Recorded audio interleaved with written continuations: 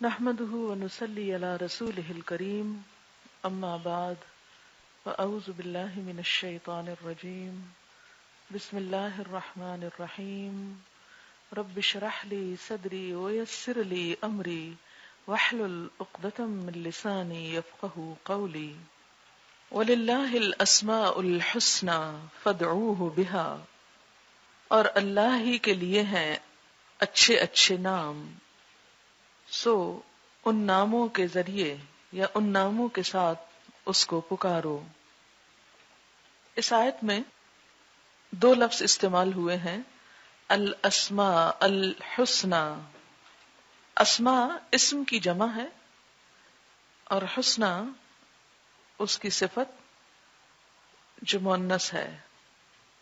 یہ لفظ اردو میں بھی اسی طرح استعمال ہوتا ہے، یعنی اس کے ترجمے کی بجائے اس کی اوریجنل عربی میں ہی اسماء حسنہ یا اسماء الحسنہ کہتے ہیں۔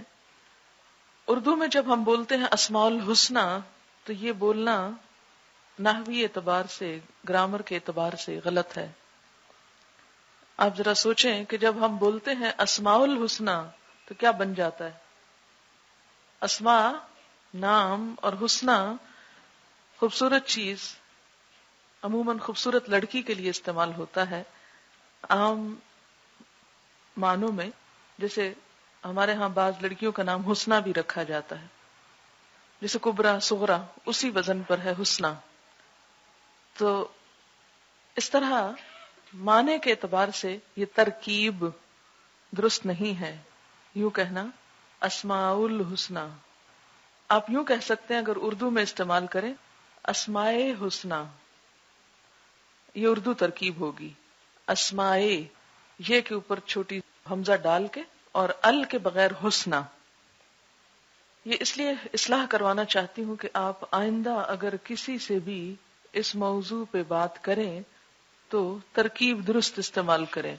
اگر عربی ترکیب استعمال کرنے لگے ہیں تو الاسماء الحسنى، اور اگر اردو تو اسماء حسنہ، اور اس سے مراد ہیں خوبصورت نام، اچھے اچھے نام، مراد ہیں اللہ تعالی کے نام۔ حقیقی معنی میں اللہ تعالی کا نام یعنی اسم ذات صرف ایک ہی ہے، اور وہ ہے اللہ۔ جیسے کہ آپ نے گرامر میں پڑھا ہوگا، اسم ذات اور اسم صفت۔ اسم ذات ہوتا ہے کسی بھی چیز کا اصلی نام، مثلا آپ کا اصلی نام ساجدہ حامدہ ہو سکتا ہے، لیکن ضروری نہیں کہ آپ نماز پڑھنے والی ہوں یا اللہ کی تعریف کرنے والی ہوں۔ وہ نام اگرچہ ایک صفاتی نام ہے لیکن آپ کا ذاتی نام ہے، اور اس کے ساتھ مثلا آپ ذہین ہیں یا غبی ہیں، خوبصورت ہیں یا بدصورت ہیں، یہ سب صفات ہیں جو آپ کی پہچان کرواتی ہیں۔ قابل ہیں، محنتی ہیں مثلا۔ تو بالکل اسی طرح اللہ تعالی کا اصل نام اللہ ہے، جس کا روٹ الہ ہے، اور عام خیال کے مطابق اللہ اصل میں الہ تھا، جس پر الف لام تعریف کا ہے، یعنی الالہ جو اللہ بن گیا۔ یہ تو ہے اس کا اصل نام۔ اگر یہ نام لکھا جائے تو آپ غور فرمائیں گے کہ اس کے تمام حروف اوپر کو اٹھتے ہیں، الف بھی، لام بھی، پھر بیچ کی لام جو دوسری دفعہ آتا ہے، پھر ہے بھی۔ تو یہ عموماً جو ہے لکھی جاتی ہے عربی میں ایک خط، وہ یوں بھی لکھی جاتی ہے، یعنی ایسے کر کے، ایسے کی بجائے ایسے کر کے ایسے، تو وہ اس خط میں ہے بھی اوپر کو چلی جاتی ہے۔ تو اس سے ایک لطیف سی بات یہ بھی سمجھ میں آتی ہے کہ اللہ تعالی کی شان بہت بلند ہے، حتیٰ کہ اس کے اصل نام کے جو حروف ہیں وہ سب بھی بلندی کی طرف اٹھتے ہیں۔ اس میں کوئی بھی چیز پڑی نہیں، لیٹی نہیں، نیچے کو نہیں، بلکہ اوپر ہی اوپر کو جا رہی ہے۔ بولنے میں بھی آپ دیکھیں کہ اللہ کا لفظ حمزہ سے شروع ہوتا ہے اور ہا پہ اینڈ ہوتا ہے، جو مخارج میں سے سب سے آخری مخرج ہے، اقصی حلق، ہا، اور بالکل وہ ایک طرح سے دل کے ساتھ جا کر لگتا ہے۔ اس لیے جب اللہ کا لفظ استعمال کریں تو کوشش کریں کہ اس کو شعوری طور پر اپنے اصل مخارج کے ساتھ ادا کریں۔ اللہ، اللہ، جس طرح ہم اردو یا پنجابی میں بولتے ہیں اللہ تعالی، اللہ میں ہم لام تک آ کے رک جاتے ہیں اور اس کو کھڑی زبر ڈال کے ایک حرف مس کر جاتے ہیں۔ تو اگرچہ مراد یا مفہوم تو یہی ہے، اللہ ہی ہے، لیکن اس کی وہ تاثیر یا اثر دل پر، زندگی پر نہیں ہوتا۔ تو آپ کوشش کریں شعوری طور پر، مصنوعی کوشش بھی نہ کریں، تصنع بھی نہ کریں، کیونکہ اس سے بھی تاثیر ختم ہو جاتی۔ تصنع کیا ہے کہ آپ بلا وجہ گلا پھاڑ رہے ہیں اور ایک مشقت میں مبتلا نظر آتے ہیں۔ نہیں، بہت احترام کے ساتھ اللہ، اور پھر اللہ تعالی، اس کی ہستی، اس کے اس نام کا عموماً مفہوم الہ کا جو روٹ بتایا جاتا ہے الف لام ہے، اور الہ کا مطلب ہوتا ہے حیران کرنا، حیرت زدہ کرنا۔ تو مراد اس سے کیا ہے؟ اگرچہ اس کی اور بہت سی تعویلیں اور تفسیریں کی گئی ہیں، لیکن اگر ہم اختصار کرتے ہوئے صرف ایک ہی معنی کو لیں تو مراد اس سے کیا ہے؟ وہ ذات جو حیران کر دے۔ اور حقیقت یہ ہے کہ اللہ تعالی نے اتنی کثرت کے ساتھ ایسی چیزیں تخلیق کی ہیں اور ایسے دلائل کائنات کے اندر چھوڑے ہیں کہ انسان کسی ایک چیز کی بھی تہ میں جائے، اگر مثلاً ایٹم کی یا ایک سیل کی، تو انسان حیران ہو کر جائے کہ کس طرح اس کی تخلیق کتنے پرفیکٹ طریقے سے اور کتنی بہترین طریقے سے ہوئی، اور یہ کوئی انسان یا کوئی اور ہستی کر نہیں سکتی۔ بہرحال اللہ کا لفظ اللہ تعالی کا اسم ذات ہے، جبکہ اس کے اسماء صفات کئی ایک ہیں، سینکڑوں ہیں، جو قرآن حکیم میں اور احادیث میں وارد ہوئے ہیں۔ انہی کو اسماء حسنی کہا جاتا ہے۔ حافظ ابن حجر عسقلانی نے فتح الباری شرح صحیح بخاری، اس میں امام جعفر بن محمد صادق اور سفیان ابن عیینہ اور بعض دوسرے اکابر امت سے یہ بات نقل کی ہے کہ اللہ تعالی کے صفاتی نام 99 نام، صفاتی 99 نام تو صرف قرآن مجید ہی میں مذکور ہیں، لیکن احادیث کا مطالعہ کیا جائے تو یہ تعداد 99 سے بڑھ جاتی ہے۔ قرآن پاک میں جو نام اللہ تعالیٰ کے 99 استعمال ہوئے ہیں، ان کی تفصیل ہی میں بتاؤں گی، جبکہ احادیث میں وارد ہونے والے اسماء حسنی کی تعداد بھی زیادہ ہے اور ان کا احاطہ بھی فی الوقت میرے لیے مشکل تھا کہ ان سب کی بھی ایک لسٹ بنائی جائے، لیکن انشاءاللہ آئندہ اس نہج پہ کوشش کرتے ہوئے ان اسماء کو بھی جمع کیا جا سکتا ہے۔ بہرحال بعض علماء نے اس پر کوشش کی اور 200 تک اسماء حسنی دریافت کیے، لیکن اس کی فی الحال مجھے کوئی ایسی لسٹ نہیں مل سکی، صرف یہ روایت ملی ہے کہ 200 تک یہ نام بنتے ہیں، اور یہ ساری اللہ تعالیٰ کی صفات کا احاطہ کرتے ہیں اور اس کی کمال قدرت اور اس کی رحمت اور شفقت اور عنایت اور اس کے اندر جو بہترین صفات ہیں ان کا اظہار ہے یہ نام۔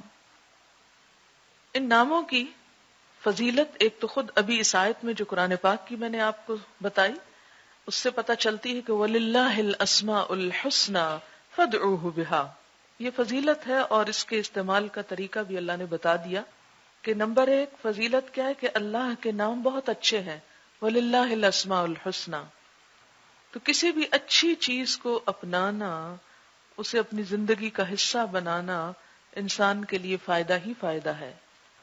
دوسری طرف ان ناموں کو ہم کریں کیا؟ تو سب سے بہترین جو ان کا استعمال ہے یا ان کے ساتھ تعلق ہے وہ قرآن ہی نے بتایا کہ فَدْعُوهُ بِهَا، ان ناموں کے ذریعے اللہ ہی کو پکاریں، اللہ کی رحمت کو جوش میں لائیں۔ حدیث سے بھی ہمیں پتہ چلتا ہے کہ ان ناموں کا یاد کرنا اور ان کو پڑھنا برکت کا سبب ہے، جنت میں داخلے کا سبب ہے۔ بخاری اور مسلم کی حدیث ہے، ان ابی ہریرہ قال قال رسول اللہ صلی اللہ علیہ وسلم ان للہ 99 اسما 100 الا واحدا من احصاها دخل الجنہ۔ حضرت ابو ہریرہ رضی اللہ تعالی عنہ سے روایت ہے کہ رسول اللہ صلی اللہ علیہ وسلم نے ارشاد فرمایا کہ اللہ تعالیٰ کے 99 نام ہیں، یعنی ایک کم 100 نام، تاکید کے لیے 99 کے بعد ایک کم 100 یعنی 100 - 1، جس نے ان کو محفوظ کیا، من احصاہا، احصا ہوتا ہے کسی چیز کی حفاظت کرنا، اسے گن لینا، اسے شمار کرنا، اسے زبانی یاد کر لینا، یعنی ان کو یاد کیا، ان کی نگہداشت کی، حفاظت کی، دخل الجنہ، وہ جنت میں داخل ہوگا۔ تو گویا ان ناموں کو یاد کرنا، انہیں پڑھتے رہنا، ان کا مذاکرہ کرنا، ان کو اپنی زندگی میں محسوس کرنا، ان کے عکس کو اپنے اندر جذب کرنا، یہ ایک پسندیدہ عمل ہے۔ اس لیے دین کے طالب علم کو ان ناموں کا مطلب اور ان کے ذریعے اللہ سے تعلق کو مضبوط کرنے کا طریقہ آنا چاہیے۔ اب یہ جو 99 نام ہیں یہ حدیث میں بیان ہوئے ہیں، اور بات یہ ہے کہ پھر وہ جو ابھی تعداد 200 کا ذکر ہوا اس کا کیا ہوگا؟ تو کیا صرف 99 ہی ہیں یا احادیث میں بھی آئے ہیں تو 200 کیوں نہیں کہا گیا؟ تو اس میں اس کا جواب یہ ہے کہ ہیں تو زیادہ، لیکن اگر کوئی یہ 99 بھی کر لیتا ہے تو اس کے لیے بھی جنت ہے۔ یعنی حدیث میں جو آتے ہیں 99 نام، اگر یہ 99 نام کوئی یاد کر لیتا ہے تو اس کے لیے جنت کا وعدہ ہے۔ اور یاد کرنے سے مراد یہاں رٹنا یا حفظ کرنا نہیں لفظ آیا، احصاہا، ان کا احاطہ کیا، یعنی ان پر غور و فکر کیا، ان کو یاد کیا، ان کو ذہن میں حاضر کیا، ان کے ساتھ ایک تعلق استوار کیا، یہ مراد ہے۔ یا ان اسماء حسنہ کے جو تقاضے ہیں، یہ جو ہماری زندگی سے مطالبہ کرتے ہیں، ان تقاضوں کو اگر پورا کیا تو جنت میں جانے کا سبب بنے گا۔ اور یہ بھی مطلب ہو سکتا ہے کہ جو ان کے ذریعے اللہ سے دعائیں مانگے گا، ان ناموں کا واسطہ دے کر یا وسیلہ دے کر یا ان کو ذریعہ بنا کر، یعنی ان کے ذریعے اللہ کو پکار کر، اللہ تعالی اس شخص کی دعا قبول کرے گا اور اللہ سے قرب کا ذریعہ بنے گا، اللہ کی رضا حاصل کرنے کا سبب بنے گا۔ اچھا جناب، اب یہ نام آپ کے سامنے ہے، اب ان میں سے ایک ایک نام کو ہم دیکھتے ہیں۔ پہلی بات یہ کہ اپنی نیت کو خالص کر لیں کہ جو کچھ میں پڑھنے جا رہی ہوں صرف اللہ کی رضا کے لیے۔ دوسری بات یہ کہ یہ صرف ایک ابتدائی تعارف ہے، یہ احصاء یا احاطہ نہیں ہے، صرف سوچنے کے لیے یا اللہ کی اس صفت کو محسوس کرنے کے لیے ایک کلو ہے یا کنجی ہے یا ایک رستہ دکھایا جا رہا ہے۔ اس کو سامنے رکھتے ہوئے مزید زندگی بھر آپ غور و فکر کرتے رہیں گے۔ تو ہم شروع کرتے ہیں۔ بسم اللہ الرحمن الرحیم۔ هو اللہ الذی لا الہ الا ہو، اللہ وہ ذات ہے کہ نہیں کوئی الہ مگر وہی. اللہ اور الہ لفظ کی پہلے وضاحت گزر چکی. اب ہے الرحمن، نہایت مہربان، فعلان کے وزن پر. رحمان مبالغے کا صیغہ، بے حد مہربان، بہت ہی زیادہ رحم فرمانے والا. یہ اللہ تعالی کا یہ نام اللہ تعالی کی خاص صفت رحمت کو واضح کرتا ہے، اس کے حد درجہ لطف و کرم کو ظاہر کرتا ہے، اتنا کہ اس سے بڑھ کر کسی رحمت کا تصور ہی نہیں کیا جا سکتا. یعنی فعلان وہ مبالغے کا صیغہ کہ جس کے اوپر کوئی اور ہے نہیں. تو جب اللہ تعالی رحمان ہے تو اس سے بڑھ کر کوئی اور مہربان ہے ہی نہیں.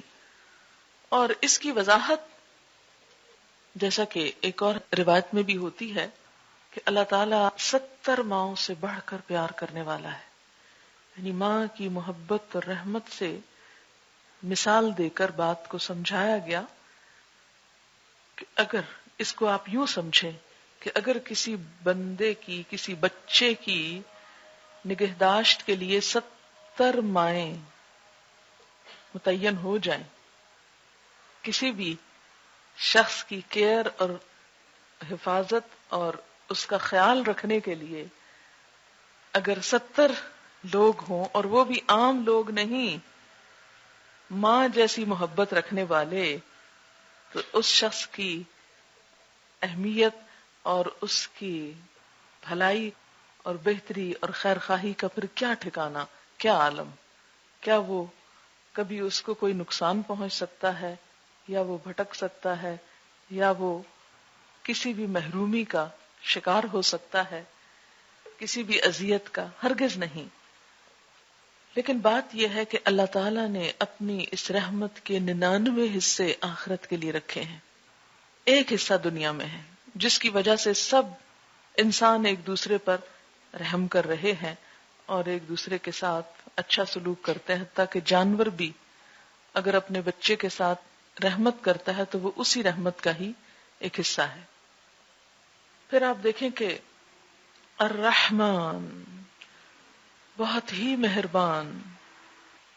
ہر نام کے ساتھ جہاں ہمیں اللہ تعالی کی رحمت، اللہ تعالی کی اس خاص صفت کو محسوس کرنا ہے، اللہ کی ذات کے اندر کمال درجے کے ساتھ، وہاں ہمیں اپنے آپ کو بھی دیکھنا ہے، اپنے گریبان میں بھی نظر ڈالنی ہے، اپنے آپ کو بھی پرکھنا ہے کہ یہ تو اللہ کی صفت ہے، میرا رب ایسا ہے، لیکن اس کے ساتھ مجھے جو تعلق کا دعویٰ ہے، تو جب رب مہربان ہے تو مجھے کیا ہونا چاہیے؟ جواب میں مجھے کیا کرنا چاہیے؟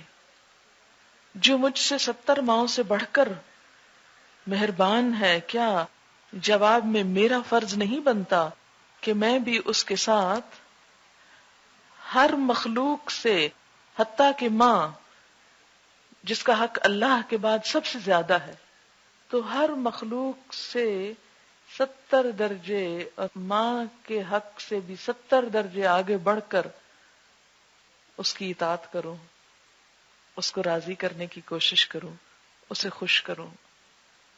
مجھے بھی جواب میں اسی کی ذات کو سب سے زیادہ اہمیت دینی ہے. 70 دفعہ بھی اگر کوئی مجھے برائی کی طرف بلائے، میرے سامنے 70 تعویلیں بھی ہوں، 70 ترغیبات بھی ہوں، تو بھی مجھے اپنے رب ہی کی طرف جھکنا ہے. بعض اوقات لوگ اپنے احسان جتاتے ہیں نا کہ ہم نے تمہارے ساتھ ایسا اور ایسا کیا، دیکھو تم کیا کر رہے ہو. تو فوراً سوچیں کہ اللہ نے تو مجھے میری ماں سے بھی 70 گنا بڑھ کر مجھ پہ رحمت کی، مجھے محبت دی، تو وہ کہاں، اور اس شخص کا احسان کہاں کہ اس کی وجہ سے میں اسے خوش کرنے کا کام تو کروں اور اللہ کو خوش کرنے کا کام نہ کروں. کسی بھی گناہ کو دل چاہے، کسی بھی برائی کی طرف رجحان ہو اور 70 فائدے بھی اس کے نظر آئیں، تو بھی اللہ کا حکم مان لیا جائے، اگرچہ بظاہر اس کا ایک فائدہ بھی نظر نہ آئے. الرحمن، حد سے زیادہ مہربان، الرحیم، اتنا مہربان کہ پھر اسی صفت کی تاکید، الرحیم، نہایت رحم کرنے والا. رحیم فعیل کے وزن پر ہے، بمعنی فاعل، بہت رحم کرنے والا. یعنی اگر انسان اس کی رحمت اور محبت سے نکلے بھی تو آگے بھی اسی کی رحمت اور محبت ہے. ہم اس سے بے نیاز اس کی رحمت سے ہو سکتے ہی نہیں. ہم ایک لمحہ بھی اس کی رحمت، اس کی توجہ اور اس کی عنایت کے بغیر قائم نہیں رہ سکتے، زندہ نہیں رہ سکتے. ہر طرف ہے تو اسی کا احسان اور اسی کی رحمت، اس سے آگے کچھ بھی نہیں. اور اگر مجھے کسی انسان کی عنایت، توجہ، شفقت، حتیٰ کہ ماں کی یا باپ کی یا بہن بھائیوں، دوستوں، عزیزوں کی بھی حاصل ہو رہی ہے کسی بھی جگہ سے، کسی کی طرف سے بھی، تو وہ بھی دراصل اللہ ہی کی رحمت ہے جو اللہ نے اس بندے کے دل میں میرے لیے ڈال دی. تو اصل احسان اللہ کا ہے. اگر اللہ ماں کے دل میں محبت نہ ڈالے تو کوئی دنیا کی طاقت، کوئی بڑے سے بڑا انعام وہ محبت خرید کے نہیں دے سکتا. کوئی بڑے سے بڑی چیز بھی. جس طرح بچہ ماں کو ستاتا ہے، یہ ماں ہی ہے کہ خوشی خوشی سب کچھ برداشت کر جاتی ہے.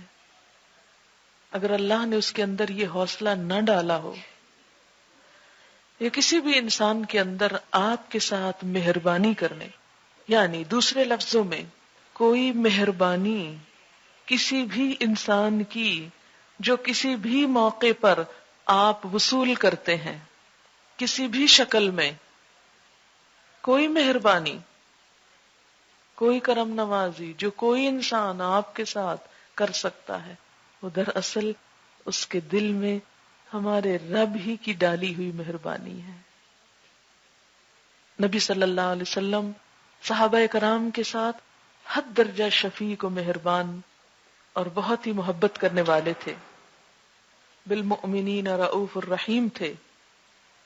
لیکن اللہ تعالی نے کیا بتایا کہ فَبِمَا رَحْمَةٍ مِّنَ اللَّهِ لِنْتَ لَهُمْ، فَبِمَا رَحْمَةٍ مِّنَ اللَّهِ لِنْتَ لَهُمْ، اللہ کی رحمت کی وجہ سے ہی تم ان کے ساتھ نرم دل ہو. یہ تم بھی جو ان پر مہربانی کر رہے ہو صحابہ کرام کے ساتھ شفقت اور محبت کی، یہ اصل میں اللہ ہی کی رحمت. فَبِمَا رَحْمَةٍ مِّنَ اللَّهِ لِنْتَ لَهُمْ وَلَوْ كُنْتَ فَظًّا غَلِيظَ الْقَلْبِ لَانفَضُّوا مِنْ حَوْلِكَ. اور دوسری جگہ کیا فرمایا؟ لَوْ أَنفَقْتَ مَا فِي الْأَرْضِ جَمِيعًا مَا أَلَّفْتَ بَيْنَ قُلُوبِهِمْ. اگر زمین میں جو کچھ ہے سارے کا سارا بھی تم ان پہ خرچ کر ڈالتے تو تم ان کے دلوں میں اپنے لیے یا باہم ایک دوسرے کے لیے محبت پیدا نہ کر سکتے تھے. یعنی نبی صلی اللہ علیہ وسلم کے ساتھ صحابہ کرام کی محبت بھی پھر بے مثال ہے. ہرقل کے دربار میں ابو سفیان نے کیا کہا تھا کہ جو اس کے ساتھی اس سے محبت کرتے ہیں ایسی محبت کہیں نہیں دیکھی گئی. یعنی نبی صلی اللہ علیہ وسلم کی محبت صحابہ کے لیے یہ بھی اللہ کی رحمت. فَبِمَا رَحْمَةٍ مِّنَ اللَّهِ. پھر صحابہ کرام کی محبت نبی صلی اللہ علیہ وسلم کے لیے تو لَوْ أَنفَقْتَ مَا فِي الْأَرْضِ جَمِيعًا مَا أَلَّفْتَ بَيْنَ قُلُوبِهِمْ. اور پھر صحابہ کرام کی محبت آپس کے لیے رحماء بینہم، رحماء بینہم. یہ بھی دراصل اس کا سورس اور اس کا سرچشمہ بھی اللہ کی محبت، اللہ کی رحمت. وہ بھی اسی کے نام پر آئی. یہ وہی لوگ تو تھے جو آپس میں لڑتے جھگڑتے، ایک دوسرے کی جان کے دشمن، ایک دوسرے کے خون کے پیاسے. آج یہ کیا نظر آتے ہیں؟ ہو ہلکا یارا میں تو بریشم کی طرح نرم، حد درجہ شفیق اور مہربان، رحماء بینہم۔ اب ہمیں کیا کرنا ہے؟ وہی جو صحابہ کرام کو کرنا ہے، جو صحابہ کرام نے کیا۔ ایک طرف اللہ سے محبت، اللہ کی محبت، اور دوسری طرف باہم ایک دوسرے سے رحیم اور شفیق۔ جیسے نبی صلی اللہ علیہ وسلم نے فرمایا کہ قیامت کے دن سب سے زیادہ میری مجلس کے قریب، سب سے زیادہ میرے قریب، یعنی میری مجلس میں سب سے میرے قریب قیامت کے دن کون ہوں گے؟ المؤتئون اکنافا، کندھے جھکا کے رکھنے والے، منکسر المزاج، عاجزی کرنے والے بندے، الذین یألفون ویؤلفون، جو محبت کرتے ہیں اور محبت کیے جاتے ہیں۔ تو ہمارے اندر جو الرحمن سے تعلق کی بنا پر جو صفت اور جو خوبی اور خصوصیت پیدا ہونی چاہیے وہ یہی کہ باہم ہم، یعنی ایک طرف اللہ تعالی کی ذات کے ساتھ تعلق ہمارا محبت کا ہو، نبی صلی اللہ علیہ وسلم کے ساتھ محبت کا۔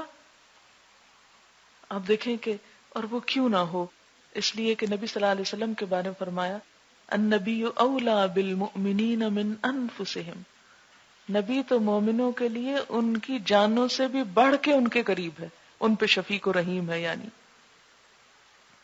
تو ہمارے لیے بھی کہا کہ پھر اپنے والدین ہو یا اولاد ہو، یہ سارے انسان ہو، سب سے بڑھ کر ان کی محبت ہو، اور پھر باہم انسانوں کی محبت، رحماء بینہم۔ اور جیسے حدیث میں آتا ہے من لا یرحم لا یرحم، جو رحمت نہیں کرتا رحم نہیں کیا جاتا۔ آخری پاروں کی ایک صورت میں آتا ہے وتواصوا بالحق وتواصوا بالمرحمہ، مرحمہ، ایک دوسرے کو رحم کی تلقین کرتے ہیں۔ اور انسانوں کی یہ رحمت صرف انسانوں تک نہیں بلکہ جانوروں کے لیے بھی، مخلوق کے لیے بھی۔ اب دیکھیں کہ ہم اللہ تعالیٰ کی کس قدر نافرمانیاں کرتے ہیں، پھر بھی وہ اپنی رحمتیں ہم پر نچھاور کرتا ہے، رزق دیتا ہے، ہدایت دیتا ہے، سب کچھ دیتا ہے۔ حدیث میں آتا ہے من لم یرحم صغیرنا ولم یعقر کبیرنا فلیس منا، جو شخص ہم میں سے چھوٹے پر شفقت نہیں کرتا، رحمت نہیں کرتا، یعنی جو عمر میں، اسٹیٹس میں، مرتبے، مقام یا کسی بھی چیز میں کمتر ہو، اس کے ساتھ نرمی سے بات نہیں کرتا۔ کیونکہ عموماً ٹرینڈ کیا ہوتا ہے کہ جو اپنے سے نیچے ہوں ان کے ساتھ صرف ایک آرڈر کا، ایک روب کا، ایک ایسا انداز ہو کہ جس میں صرف رعونت ہی ہو، جبکہ اسلام کی تعلیم کیا ہے، خود نبی صلی اللہ علیہ وسلم کا اسوہ حسنہ کیا ہے؟ بچوں کے ساتھ جو معاملہ تھا وہ انتہائی رحمت و شفقت کا تھا۔ اور اسی طرح بچوں کو کیا سکھایا کہ بڑوں کی توقیر، عزت۔ من لم یرحم صغیرنا ولم یعقر کبیرنا فلیس منا، اس کا ہم سے کوئی تعلق نہیں۔ یہی رحم نرمی سکھاتا ہے، انسان کو نرم معاملہ کرنا سکھاتا ہے۔ ایک روایت میں آتا ہے کہ نرمی ہر چیز کو حسن دیتی اور سختی ہر چیز کو بدنما بنا دیتی۔ حدیث کا مفہوم کچھ اس طرح ہے کہ جو مسئلہ بھی نرمی کے ساتھ حل کیا جائے وہ زیادہ بہتر ہے بنسبت سختی کے۔ جیسے اگر کوئی دھاگا الجھ جائے اور آپ سختی سے ایک دھاگا کھینچ کے توڑ دیں یا کھینچ ہی لیں تو کیا ہوگا، وہ گانٹھ اور پکی پڑ جائے گی اور وہ کبھی بھی آپ کھول نہیں سکتے پھر۔ اور اگر الجھے ہوئے دھاگے کو آپ سہلا کے آہستہ آہستہ صبر حوصلے کے ساتھ کھول لیں، مثلا سلے ہوئے کپڑے کو آپ الگ الگ کرنا چاہیں، ادھیڑنا چاہیں تو نرمی کے ساتھ چلیں تو پھٹے بغیر ادھڑ جاتا ہے، اور اگر آپ سختی کے ساتھ کھینچ کے اسے ادھیڑنا چاہیں تو کیا ہوگا، پھٹ تو جائے گا، بیکار تو ہو جائے گا، لیکن حاصل کچھ نہیں. تو اللہ کا الرحمن. اور آپ دیکھیں کہ قرآن پاک میں بھی سب سے پہلی صفت اللہ تعالیٰ کی الرحمن ہی آئی ہے، یعنی اللہ کے نام کے بعد بسم اللہ الرحمن، اور دوسری بھی الرحیم ہی آ گئی کہ بس رحم سے ابتدا اور رحم پر ہی انتہا، ابتدا بھی اسی سے اور انتہا بھی اسی پر. بسم اللہ الرحمن الرحیم. اگر وہ مہربان ہے تو مسلمانوں کی باہمی تعلقات اور تمام مخلوق کے ساتھ معاملہ نرمی اور شفقت اور مہربانی کا. اور جب بھی کسی پر غصہ آنے لگے اور اس کے ساتھ بد اخلاقی کو دل چاہے تو فوراً سوچیں کہ میں اللہ کے ساتھ کیسے کیسے نافرمانیاں اور کیسے کیسے گناہوں کا ارتکاب کرتی ہوں، اور اس کے باوجود اللہ تعالیٰ اپنا رزق مجھ سے نہیں روکتا، مجھے دی ہوئی زندگی اس نے ختم نہیں کر دی، وہ سب کچھ دیے چلے جا رہا ہے. اور قرآن پاک میں بھی آپ نے دیکھا کہ منافقین کو آخر تک چانس دیا جاتا رہا کہ کسی طرح وہ پلٹ آئیں، اور بالآخر جب معاملہ حد سے گزر گیا تو فرمایا وَغْلُظْ عَلَيْهِمْ، لیکن وہ علاج کے طور پر، آخری چارہ کار کے طور پر. تو الرحمن الرحیم، اگر ہمارا رب ایسا ہے تو اس کے ہم بندے کیسے ہوں؟ الرحمن الرحیم کے بندے، رحم اور شفقت کرنے والے، سنگ دل، بد مزاج، تند خو نہیں. کچھ مزاجوں کے اندر طبعی فطری سختی ہوتی ہے، اور شاید وہ سختی صحابہ کرام کے دور جاہلیت سے بڑھ کر نہ ہو. صحابہ کرام کی دور جاہلیت کی جنگیں اور باہم ایک دوسرے سے لڑنا جھگڑنا اور ایک دوسرے کے ساتھ سختی، اس کا آپ تصور بھی نہیں کر سکتے. لیکن جب اسلام جیسی نعمت آئی تو نتیجہ کیا نکلا کہ باہم قبائل کو شیر و شکر کر دکھایا، یعنی آپس میں اس طرح ایک دوسرے سے محبت کرنے والے کہ گویا ایک خاندان ہو، ایک فیملی ہو. انصار اور مہاجرین کی باہم محبت اور ایک دوسرے کے ساتھ تعاون کی مثالیں تو آپ دیکھ ہی چکے ہیں. کونوا عباد اللہ اخوانا، اللہ کے بندو باہم بھائی بھائی بن جاؤ. جس طرح ایک بھائی دوسرے بھائی کے لیے رحیم و شفیق ہوتا ہے، اسی طرح مسلمان کے لیے مہربان ہوتا ہے.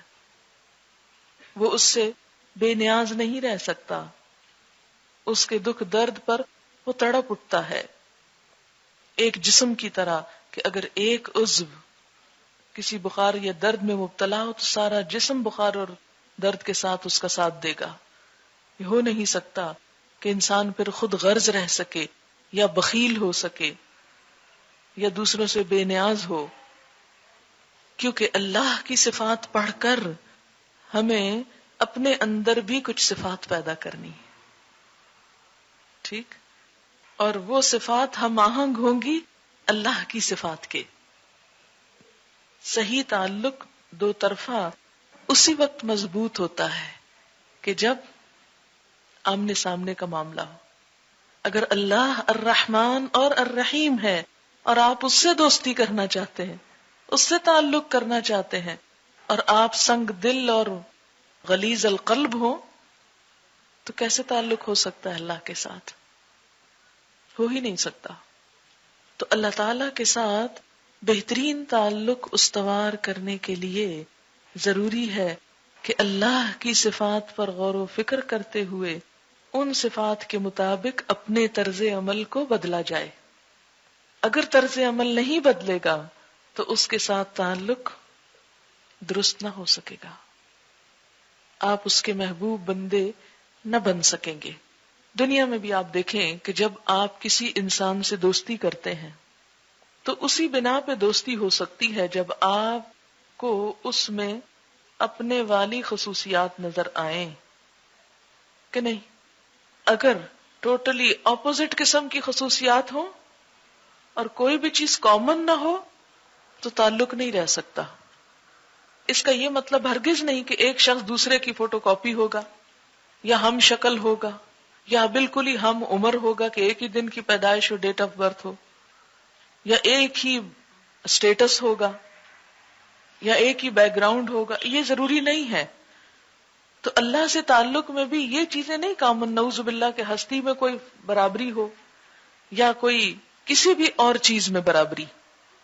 لیکن جب تک ان صفات کا عکس ہم میں نہ آئے ہم اللہ کی نگاہوں میں جچ نہیں سکتے. جیسے آپ کسی انسان کی نگاہ میں جچ نہیں سکتے جب تک آپ اس کے معیار پہ پورے نہیں اترتے. آپ کے اندر وہ چیز اسے نہیں نظر آتی جو اس کا ایک خاص معیار ہے. اب دیکھیں نا کہ عموماً دوستی کب ہوتی ہے؟ جب کچھ چیزیں کامن ہو. اسی لیے کہا جاتا نا کہ انسان اپنے دوست سے پہچانا جاتا ہے کہ وہ خود کیا چیز ہے، کیونکہ دوستی انسان اسی سے کر سکتا ہے کہ جس سے دوستی کی جا رہی ہے اس کے اور اس کے درمیان کوئی کامن کیریکٹرسٹکس یا خوبیاں یا عادات یا کوئی بھی چیز ایک جیسی ہو.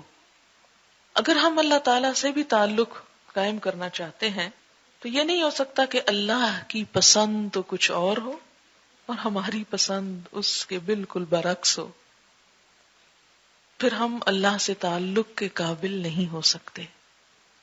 یعنی کوئی سنگ دل انسان، بے رحم انسان، مخلوق پہ سختی کرنے والا انسان اللہ کا دوست نہیں ہو سکتا.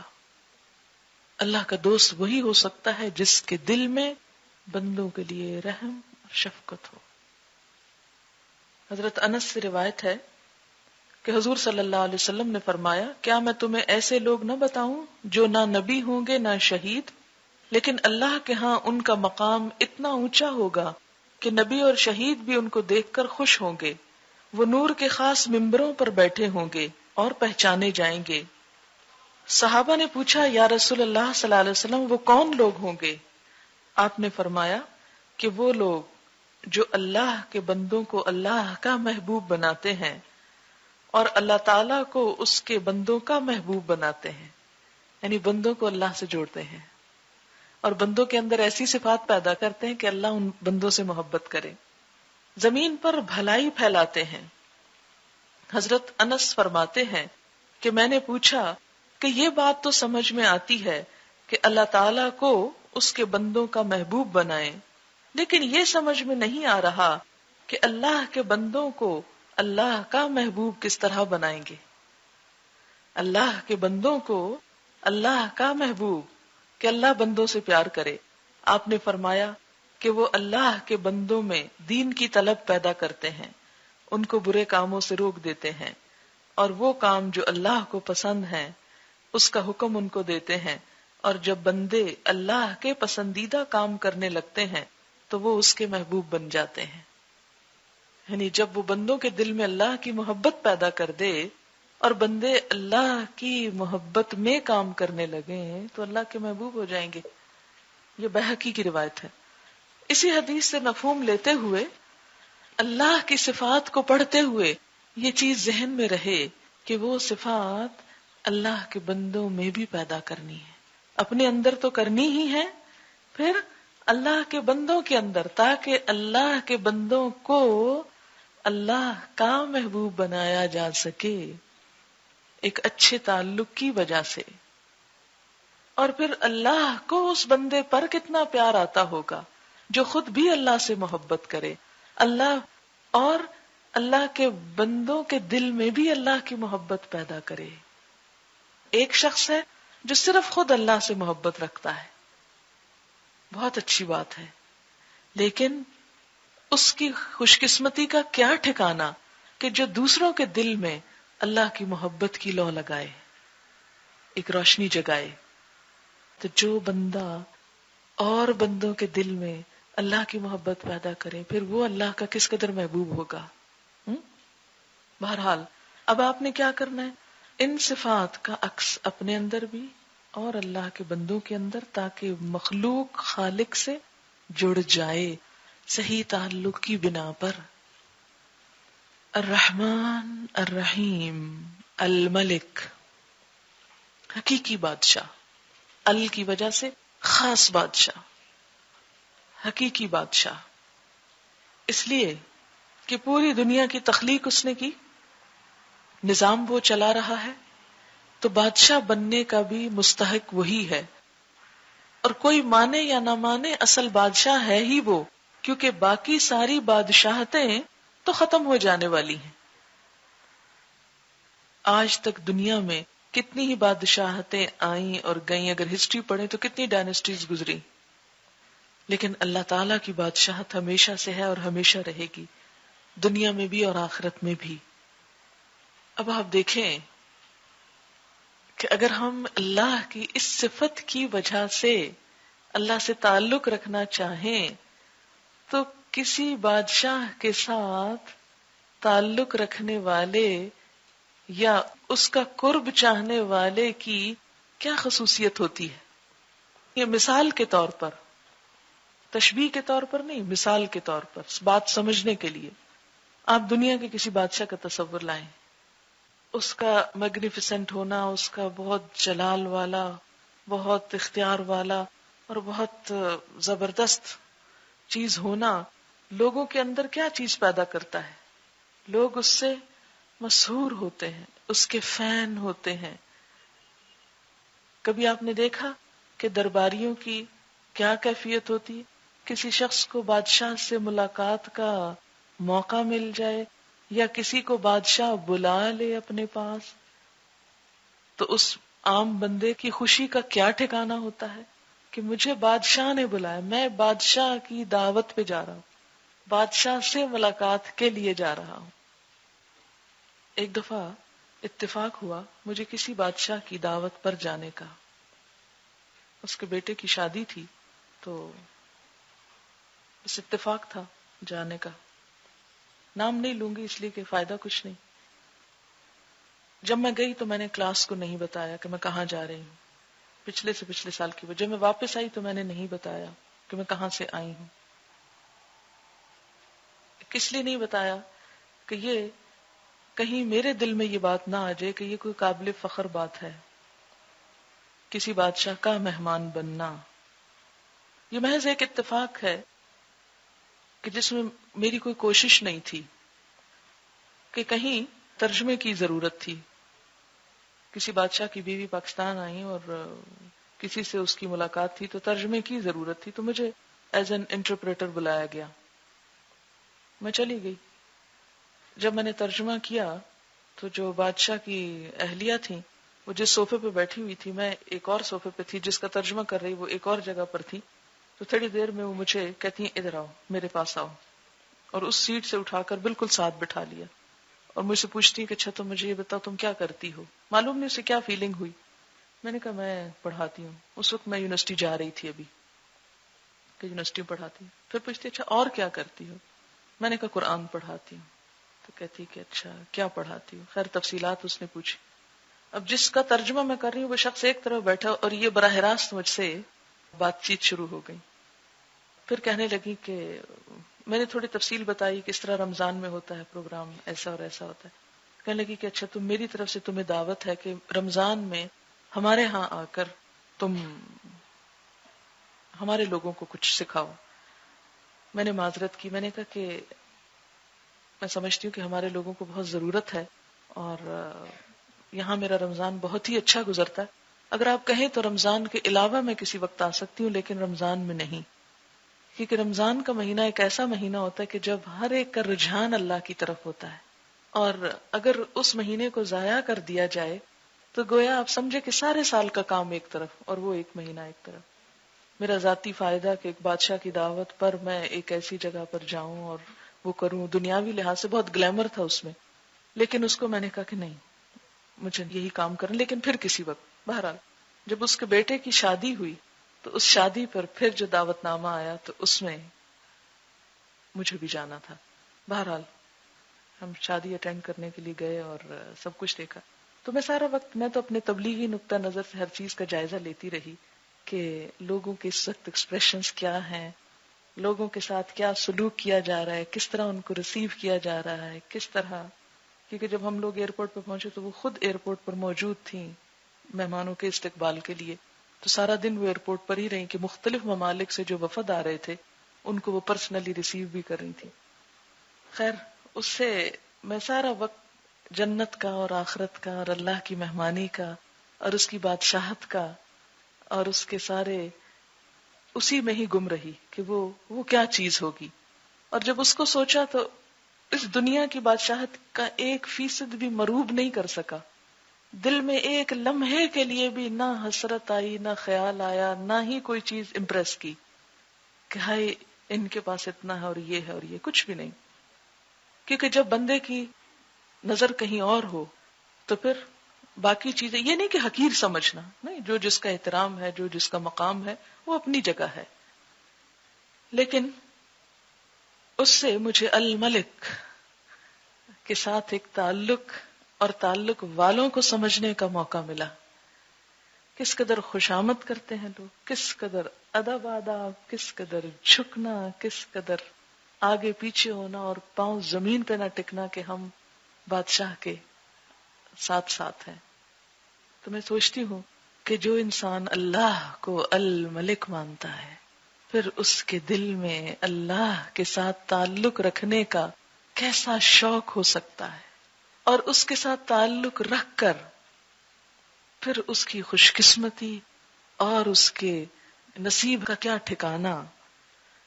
تو وہی بادشاہ حقیقی ہے، اور اس بادشاہ حقیقی کے ساتھ تعلق کا ایک ادب ہے، ایک احترام ہے، ایک شان ہے، اسے ملحوظ رکھنا بھی ضروری ہے. اور پھر کہ جب انسان اللہ کو بادشاہ مان لیتا ہے تو دنیا کے بادشاہ ان سے مروب نہیں ہوتا، متاثر نہیں ہوتا، ان سے مفاد یا فائدے اٹھانے کے لیے اپنے اللہ کے تعلق کو کمزور نہیں کرتا، بلکہ اللہ سے تعلق ہر حال میں اہم ترین چیز رہتا ہے. کوئی بھی دنیاوی بادشاہت جو ہوتی ہے، یہ بادشاہ ہونا جو ہوتا ہے، وہ دنیاوی آرام اور راحت اور خوشیوں اور عزت اور دنیا کی جو چیزیں انسان سوچ سکتا ہے ان سب چیزوں کا ایک نچوڑ ہوتا ہے نا. کہ دنیا میں انسان یعنی جیسے جنت کا ایک نظارہ ہے کہ جنت میں ہر خواہش پوری ہوگی. آپ کسی بادشاہ کے مہمان ہو، آپ کی ہر خواہش پوری ہوگی، آپ جو چاہیں فرمائش کریں، جو چاہیں آرڈر کریں، جو چاہیں طلب کریں، جو چاہیں تمنا کریں. لیکن دنیا کے بادشاہوں کی ایک لمٹ ہوتی ہے نا، اس لیے وہ اپنی لمٹ کے اندر ہی وہ تمنائیں پوری کر دیں. لیکن اللہ کے خزانے تو بہت وسیع ہیں، جو سب دے کے بھی کچھ ختم نہیں ہوتا اس میں سے.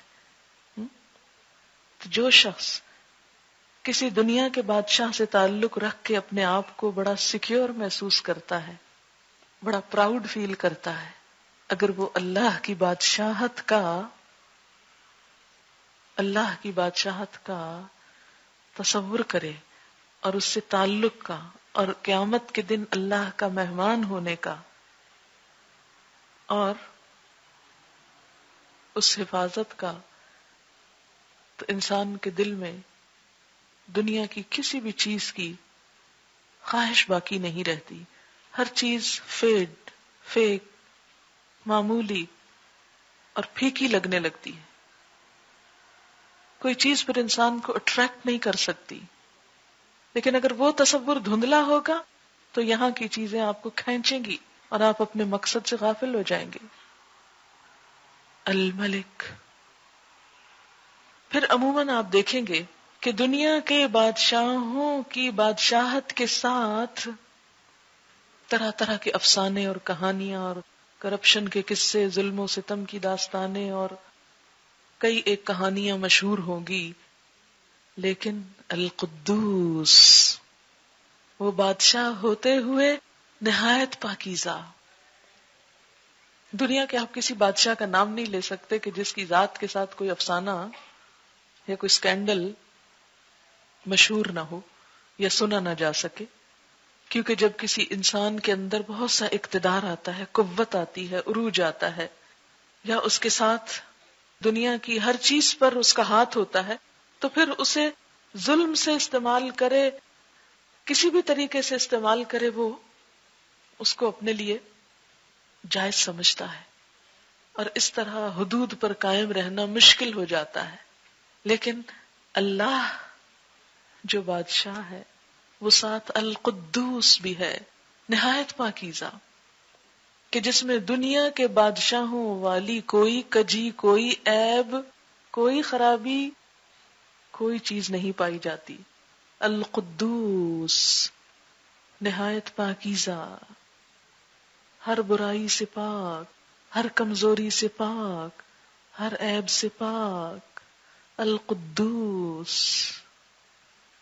اس کے فرشتے اس کی عبادت میں لگے ہوئے، وہ سب بھی نہایت پاکیزہ. اگر کوئی بندہ اس سے تعلق رکھنا چاہتا ہے تو پھر اس کے لیے لازم ہے کہ وہ اپنے آپ کو برائیوں سے بچائے، کیونکہ وہ تو پاکیزہ ہے اور پاکیزہ لوگوں ہی کو پسند کرتا ہے. پھر انسان کسی بھی چیز کو پا کر، اب دیکھیں مال کو پا کر مال کی محبت میں گرفتار ہونا ایک کمزوری ہے نا انسان کی، لیکن مال ہوتے ہوئے مال کی محبت دل سے نکال کے اللہ کی محبت کو دل میں جگہ دینا، یہی اللہ سے دوستی کا سبب بنتا ہے. انسانوں کی محبت ایک کمزوری ہے انسان کی، لیکن اس محبت کے ذریعے اگر انسان اللہ کی محبت کے قریب ہو تو اسی سے اصل فائدہ ہے.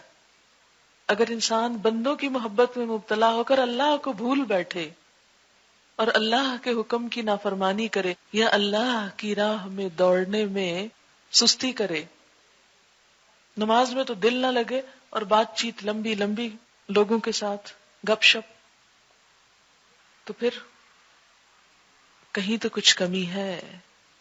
القدوس، نہایت پاکیزہ. السلام، سراسر سلامتی. السلام، کس طرح اس نے ہم کو امن میں رکھا ہوا ہے. صرف زمین کی ساخت پر غور فرمائیں. زمین کی ساخت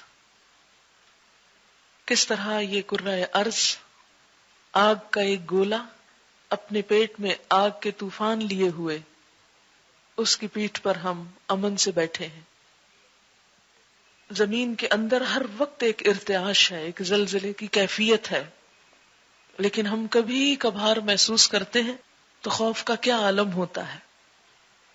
پھر ہر وقت یہ زمین فضا کے اندر گھوم رہی ہے، دوڑ رہی ہے، لیکن اس کے باوجود ہم میں سے کسی کو کچھ بھی خبر نہیں، کوئی احساس نہیں، کوئی پریشانی نہیں.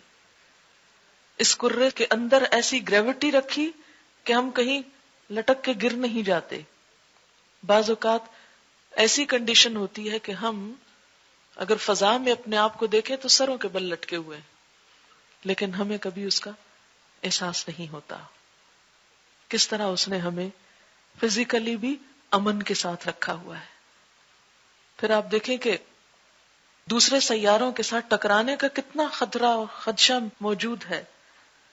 پھر ہماری حفاظت کے لیے کس طرح ایک ہوا کا غلاف بنا رکھا ہے کہ دوسرے ستاروں سیاروں کے ٹوٹ کر یہاں پہنچنے سے پہلے ہی وہ سب کچھ باؤنس ہو جاتا ہے، ختم ہو جاتا ہے، واپس ہو جاتا ہے. تو السلام، سلامتی دینے والا یا سراسر سلامتی.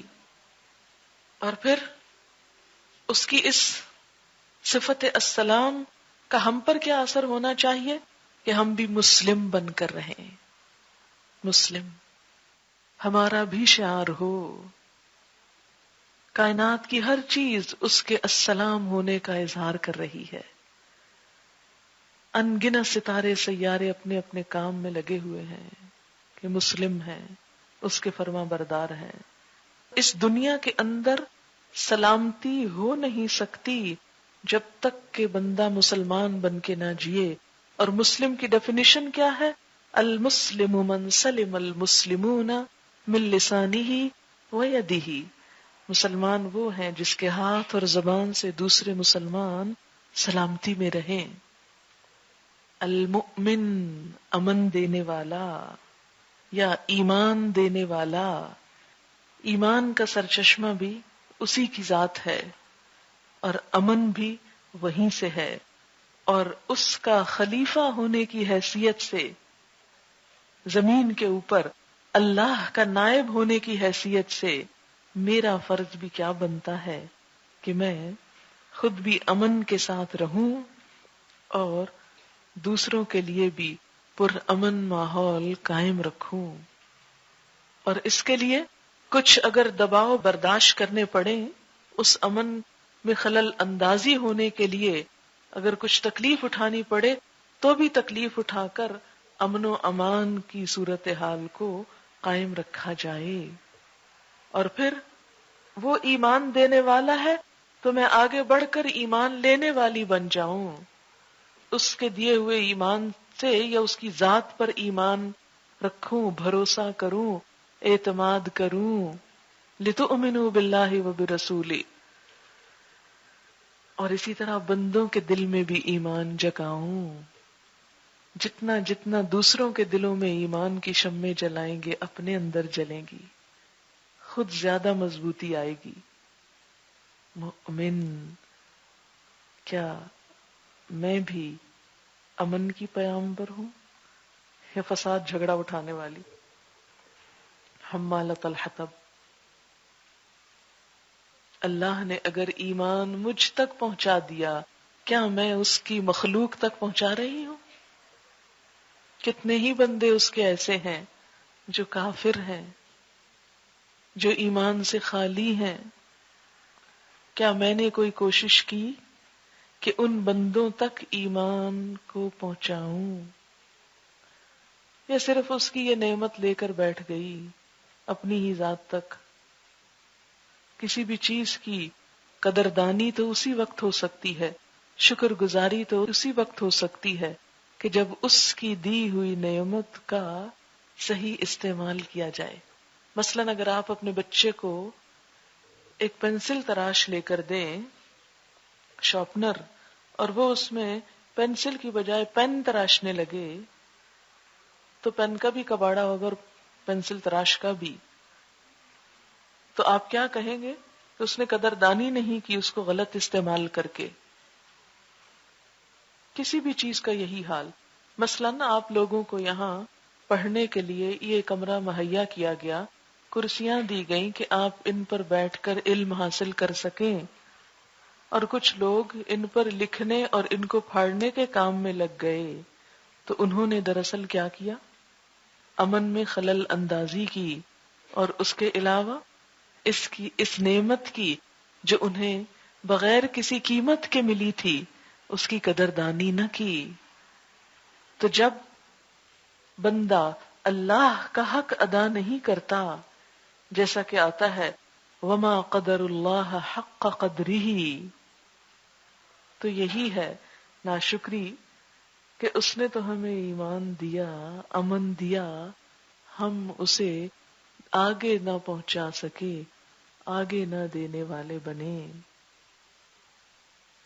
اس نعمت کا صحیح استعمال نہ کیا، قدردانی نہ کی. المہیمن، نگہبان، وہ ہماری نگہبانی کر رہا ہے، حفاظت کر رہا ہے. ہم اس کی حدود کی کس حد تک نگہبانی کرتے ہیں، اس کی بتائی ہوئی بنائی ہوئی حدوں کو کس طرح ان کا خیال رکھتے ہیں. مہیمن، العزیز، سب پر غالب، زبردست. اگر وہ العزیز ہے تو مجھے کیسا ہونا چاہیے؟ اس کے سامنے جھک جانا چاہیے، اس کی اطاعت کرنا چاہیے، اور یہ سوچ لینا چاہیے کہ وہ مجھے پکڑنے پر پوری طرح قادر ہے. میں کہیں بھی اس سے بھاگ کر جا نہیں سکتی، کہیں بھی فرار حاصل نہیں کر سکتی. العزیز، عزت والا، غلبے والا. الجبار، سب سے زبردست. الجبار، سب سے زبردست. یہ اس لیے بتایا گیا کہ کہیں انسان اس کی صفت رحمت کو دیکھتے ہوئے منمانی نہ کرنے لگے، گناہوں میں شیر نہ ہو جائے، اور یہ نہ سوچے کہ میں جو چاہوں کر لوں، اللہ تعالیٰ تو رحمان و رحیم ہے، نہیں، وہ دوسری طرف الجبار بھی ہے، بہت زبردست بھی ہے، المتکبر، بڑائی اور بزرگی والا، بڑا ہی ہو کر رہنے والا۔ یہ تو بس اللہ ہی کی صفت ہے۔ کسی بھی بڑے کے سامنے چھوٹا کیا کرتا ہے؟ عاجزی سے رہتا ہے۔ اگر کوئی کمزور ہستی کسی کی بڑائی چھیننے لگے، بڑا بننے لگے، تو وہ اس کو زیب ہی نہیں دیتی۔ کوئی بھی انسان جب ایسا کوئی کام کرے کہ جس کا وہ اہل نہیں، تو وہ چیز اس کو بدنما بنا دیتی ہے۔ ایک شخص جو کچھ بھی پڑھا لکھا نہ ہو، اگر استاد بننے کی کوشش کرے تو وہ اس کام کو آسان طریقے سے ادا نہ کر سکے گا، اس کو بدنما بنا دے گا۔ بڑائی صرف اللہ کی صفت ہے، بڑا ہو کر رہنے والا صرف وہ ہے، اسی کا حق ہے۔ تکبر اسی کے لائق ہے۔ اگر کوئی انسان جو حقیقت میں چھوٹا ہے، اگر تکبر کرنے کی کوشش کرے گا، بڑا بننا چاہے گا، تو کیا ہوگا؟ یہ تکبر اس کو بدنما بنا دے گا۔ اگر اللہ المتکبر ہے تو مجھے سب سے بڑھ کر عاجز بن جانا چاہیے، اور اس کے تکبر کو کبھی بھی اپنی طرف لانے یا اپنے اندر لانے کی کوشش نہیں کرنی چاہیے۔ جیسا کہ روایت میں آتا ہے، اس کا مفہوم کچھ اس طرح ہے کہ تکبر میری چادر ہے، یعنی بڑائی صرف اللہ کو زیب دیتی۔ اگر کوئی وہ مجھ سے لینے کی کوشش کرتا ہے، یعنی اللہ کی چادر چھیننے کی کوشش کرتا ہے، تو اللہ کے غضب کو دعوت دیتا ہے، یعنی وہ اللہ کی ناراضگی کو دعوت دیتا ہے، کیونکہ وہ خود المتکبر ہے، اس لیے اسے اپنے سوا کسی دوسرے کے اندر یہ صفت گوارا نہیں، کیونکہ کوئی اور اس کا اہل ہی نہیں، اس کے قابل ہی نہیں، اس پر سوٹ کرتا ہی نہیں۔ آپ دیکھیں کہ جب آپ کوئی لباس اپنے اوپر پہننے لگتے ہیں تو کیا یہ کبھی نہیں دیکھتے کہ آپ کو سوٹ کرتا ہے کہ نہیں؟ آپ نے دیکھا ہوگا کہ باقاعدہ اس چیز کی ٹریننگ دی جاتی ہے کہ کس شخصیت پر کس ڈیزائن، کس رنگ، کس مٹیریل اور کس کلر کے لباس زیب دیتے ہیں۔ پتہ نہیں آپ نے اس موضوع پر کبھی کچھ پڑھا ہے یا نہیں۔ مجھے کافی عرصہ پہلے اس پر کچھ پڑھنے کا اتفاق ہوا تھا کہ بیضوی شکل کے چہروں پر، اس رنگ کے شکلوں پر کون سے رنگ اور کون سے لباس اور کون سے ڈیزائن جو ہے وہ سوٹیبل ہوتے ہیں۔ باقاعدہ ایک فن ہے یہ۔ لباس کے معاملے میں کس قدر کانشیس ہیں ہم کہ نہیں، یہ سوٹ نہیں کرتا مجھ پر، یہ رنگ میرے لیے اچھا نہیں ہے، حالانکہ وہ بڑا خوبصورت رنگ ہو سکتا ہے۔ تو بالکل اسی طرح کچھ عادات کا رنگ بھی اور کچھ صفات بھی آپ کے لیے سوٹ نہیں کرتی، آپ کو زیبا نہیں، آپ ان کے اہل نہیں، وہ آپ کو اپنے اندر نہیں لانی چاہیے۔ اور انہی میں سے ایک صفت المتکبر کی ہے۔ بڑا بننے کی کوشش مت کریں، تکبر نہ کریں۔ جو دنیا میں تکبر کرے گا، آخرت میں ذلیل و رسوا ہوگا، چیونٹیوں کی شکل میں اٹھایا جائے گا، اور لوگ پاؤں تلے ان کو روند رہے ہوں گے۔ جہنم کے ایک غلیظ ترین نالے میں اسے رکھا جائے گا، جس کی بدبو نہایت شدید ہوگی۔ اسی طرح کہا جاتا ہے کہ تکبر اللہ کی صفت ہے۔ جب انسان تکبر کرتا ہے تو اللہ کی کبریائی میں شریک ہو کر شرک بھی کرتا ہے۔ جب انسان تکبر کرتا ہے تو ایک طرح سے شرک کا ارتکاب کرتا ہے، اور اس طرح اپنے آپ پر ہی ظلم کرتا ہے، کیونکہ وہ بڑا بن تو سکتا ہی نہیں، لیکن جب وہ کوشش کرتا ہے بڑا بننے کی، جب بڑا بننے کی کوشش کرتا ہے تو اس کو زیب ہی نہیں دیتا۔ جیسے کوئی گدھا شیر کی کھال پہن کر اگر شیر بننا چاہے تو وہ شیر بن سکتا ہی نہیں، اور وہ اس کو سوٹ کرتا ہی نہیں، وہ الٹا اس کی شامت بلانے کا سبب بنے گا۔ اسی طرح جو صفت ہم کو زیب نہیں دیتی وہ المتکبر ہونے کی ہے، بلکہ یہ اللہ کی صفت ہم سے کیا تقاضا کرتی ہے کہ اگر ہم اللہ سے تعلق رکھنا چاہتے ہیں تو عاجز بن جائیں، تکبر اپنے اندر سے نکال پھینکے۔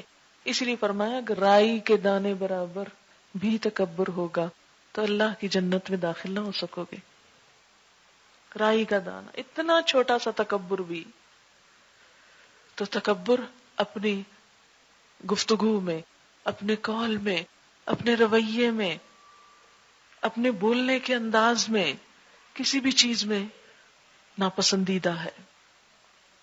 ہاں، پوری دنیا آپ کے دروازے پہ لا کے ڈھیر کر دی جائے تو بھی آپ کو حق نہیں تکبر کا، کیونکہ خود زمین کی حیثیت پوری کائنات کے اندر کتنی ہے؟ بس ایک ذرے سے بھی کم کی، مائکروسکوپک ذرے کی، اور اس پر اتنے سارے کانٹیننٹس اور ملک، اور اس کا بھی صرف ایک حصہ خشکی ہے، 3 حصے پانی، اور اس ایک حصہ خشکی میں بھی کتنے کانٹیننٹس، اور ان کانٹیننٹس میں سے بھی کتنے کنٹریز، اتنے کنٹریز میں سے پھر سٹیز، سٹی میں آپ کا نام، آپ کی ذات، کیا حیثیت ہے اس کی؟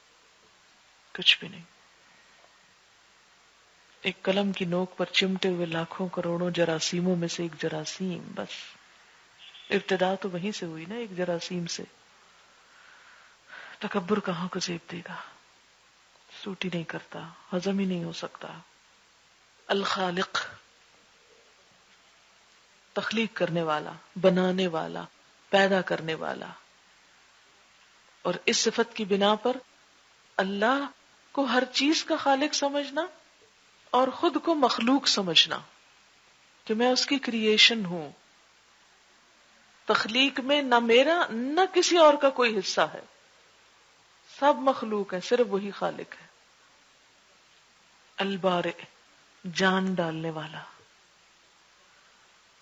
زندگی دینے والا، پیدا کرنے والا، اس کے سوا کوئی اور ہو نہیں سکتا، کوئی اور ہے نہیں۔ غیر محسوس طریقے سے ڈالتا ہے اور جب چاہے نکال بھی لیتا ہے۔ ہر متحرک زندہ چیز، لائف کی اوریجن اسی کی طرف سے ہے، خود سے خود کچھ نہیں ہو گیا۔ المصور، تصویر کشی کرنے والا، اوریجنلی ڈیزائننگ کرنے والا، ہر چیز کی اصل ڈیزائنر وہی ہے۔ آپ دیکھیں پہاڑوں کو کیسے ڈیزائن کیا، پتوں کو، پھولوں کو، انسانوں کو، انسانوں کے اندر ایک آنکھ کو کبھی آپ دیکھیں کیسے ڈیزائن کیا اس نے۔ بظاہر تو ہمیں دور سے سفید اور کالی چیز نظر آتی ہے نا، لیکن اگر قریب سے کسی کی آنکھ دیکھیں تو وہ جو کالا حصہ ہے اس کے اندر پھر حصے ہیں، اور اس کے اندر پھر باریک باریک لائنیں ہیں۔ کتنا خوبصورت ڈیزائن کیا۔ اگر ان کی جگہ 2 بٹن رکھ دیتا کیا حال ہو لیا ہوتا ہمارا، یا 2 سوراخ ہی رکھ دیتا اور بس، کیا لگتے ہم؟ المصور۔